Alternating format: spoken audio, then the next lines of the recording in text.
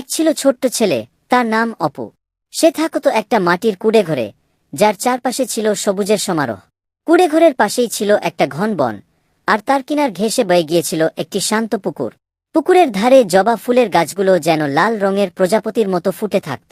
অপু ছিল খুব দুরন্ত। তার প্রিয় সঙ্গী ছিল একটা লাল বল। বিকেলে সে বল নিয়ে যেত পুকুর পাড়ে। বল উঁচুতে ছড়ে আর লুফে নেয়, এভাবেই কাটত তার সময়। একদিন খেলতে খেলতে বলটা তার হাত ফসকে গিয়ে পড়ল পুকুরের মাঝখানে। বলটা টলতে টলতে দূরে সরে গেল। অপুর মনটা খারাপ হয়ে গেল। সে পাড়ে বসে রিল, আর তার চোখ থেকে গড়িয়ে পড়ল এক ফোঁটা জল। হঠাৎ জলের মধ্যে একটা ঢেউ উঠল। অপু দেখল একটা ছোট্ট কচ্ছপ ধীরে ধীরে বলটার দিকে এগিয়ে যাচ্ছে। সে বলটাকে তার পিঠের ওপর তুলে নিল, যেন এক মূল্যবান উপহার।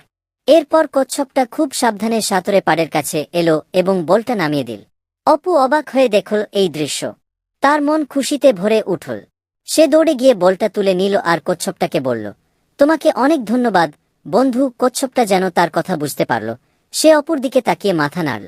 সেই দিন থেকে অপু আর কচ্ছপ হয়ে গেল বন্ধু। অপু রোজ পুকুর পাড়ে যেত আর কচ্ছপটার সঙ্গে দেখা করত, আর কচ্ছপটাও যেন তার বন্ধুর জন্য অপেক্ষা করত। তারা ছিল দুই পৃথিবীর দুই বন্ধু, যাদের ভালোবাসার বন্ধন ছিল খুব গভীর।